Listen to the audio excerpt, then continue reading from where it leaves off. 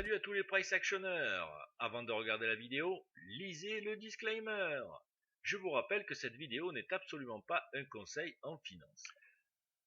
Alors voici la config du jour. En journalier, toujours dans notre zone de ranging, on n'arrive toujours pas à closer au-dessus des 630 et surtout au niveau des 690-700. Donc là pour l'instant, il va falloir suivre le prix de façon très scalp, je dirais, et non pas swing. Là nous avons donc eu deux rejets sur la moyenne mobile, à voir si on en a un troisième. En une heure, c'est du ranging total, on est dans un gros ranging. La phase haussière, oscillation haussière du range. 15 minutes, idem, pas d'informations en plus. Et là, pour notre opening aujourd'hui, on peut constater qu'on a une major trendline qui soutient les cours, les points d'appui majeurs depuis hier.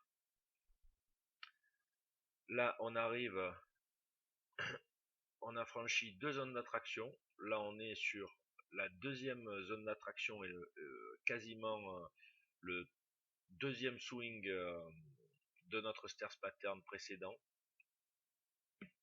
Et là aujourd'hui, que s'est-il passé? Eh bien, très simple, un opening range entre 583 de 8h à 9h et 610, un major move atteint au point près, et là j'ai mis le haut du channel, donc puisqu'apparemment on pourrait très bien faire un gros channel pour monter.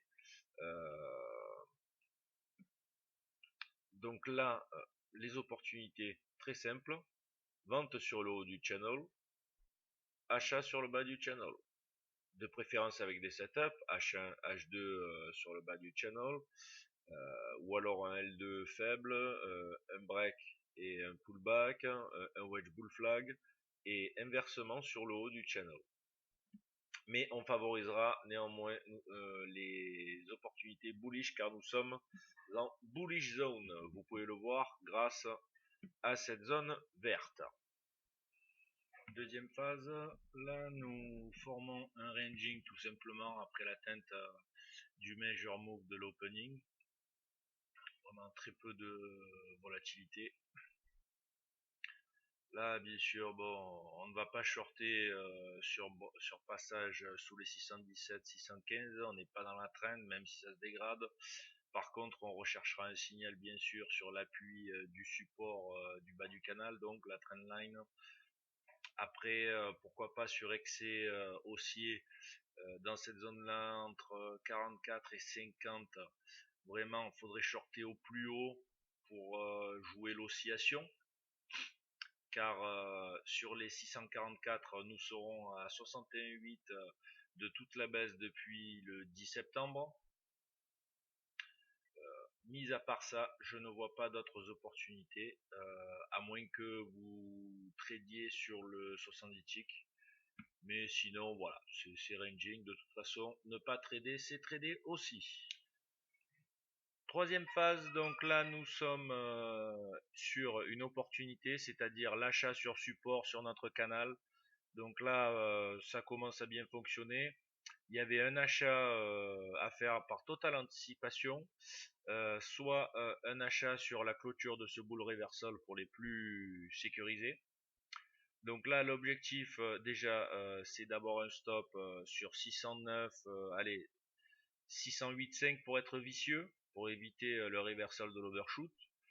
De type swing, l'objectif serait la rupture de notre dwindling lines là, vous voyez, qui vient échouer pile poil sur la trendline, qui serait accompagné d'une rupture de la moyenne mobile ici, plus la rupture de la bear trendline, pour aller rechercher en premier palier 638 et en deuxième une oscillation sur le haut du channel.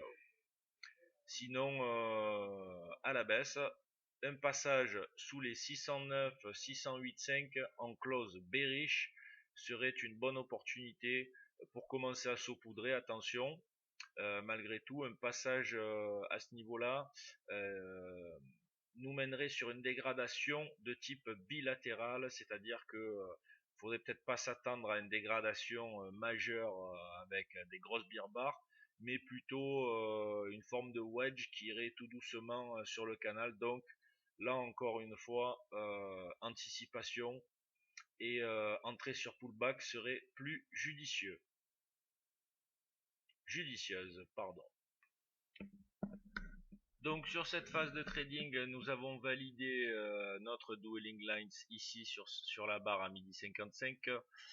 Nous avons eu déjà la possibilité d'acheter pile poil sur le H1 à 613 par anticipation. Un renfort sur un H2 après rebond de trendline par anticipation aussi, un H2 qui était quand même au même niveau que le H1, que le suivi du H1 et au-dessus du H1, donc ce qui était quand même de qualité pour jouer le Dueling Lines. Là, le Dueling Lines porte ses fruits directement quasiment sur les preview stops. Donc là, l'objectif, il est simple, c'est d'aller essayer de rechercher le haut du channel sur les 660, 666. Bon, maintenant, rien n'est fait, attention, rien du tout, mais ce serait notre objectif logique sur cette configuration. Le stop, oui, au départ, le stop, tous les stops sur les renforts, etc., sont placés ici à 608 de type swing. Si on veut passer scalp agressif, on peut très bien placer un stop ici vicieux sur 18,5. Pourquoi 18,5? Parce que en fait, ça nous permettrait d'éviter une ou deux mèches et l'invalidation. Donc, on est sur l'invalidation du mouvement de break du Dueling Line, c'est de ceci. Voilà, mais là, c'est vraiment sous forme scalp. Une tenue swing serait ici à 608. Voilà, avec pourquoi pas une gestion de position. Là, on aurait pu sortir déjà une position sur les deux, sur la tête du preview stop. Et l'autre position doit courir pour aller essayer de rechercher, de créer un plus haut. Voilà. Petite information que j'ai oublié tout à l'heure. Là, nous sommes sur le 61,8. Donc déjà, première zone de prise de bénéfice. Car c'est le 61,8 de la grande baisse. Alors il peut y avoir une mèche, donc on peut pousser un peu sur 47, 50, admettons, en 15 minutes. Mais attention, nous sommes sur le golden number de toute la baisse. Donc là, on est sur le dernier point critique. Méfiance, méfiance quant à ce point-là. Donc on laisse tourner, voire, je dirais, on peut remonter son stop sur ce niveau-là, ici, tout simplement. De façon à être assez vicieux à 1 ou 2 points sous le mouvement de break ici de cette espèce de zone de ranging, puisqu'on peut l'assimiler aussi à une zone de ranging. Voilà, mais on avance, je dirais, avec le marché et on se sécurise sous les bull bars. Alors à la limite, on peut peut-être aller, voilà, pour se donner un poil plus, ici on peut remonter à 26,5 ou 26. Voilà, mais pas plus. Là, on a 3 renforts de progression de stop. On est déjà à break-even sur toutes nos positions. On est censé déjà avoir sorti une position. Et maintenant, on peut laisser flotter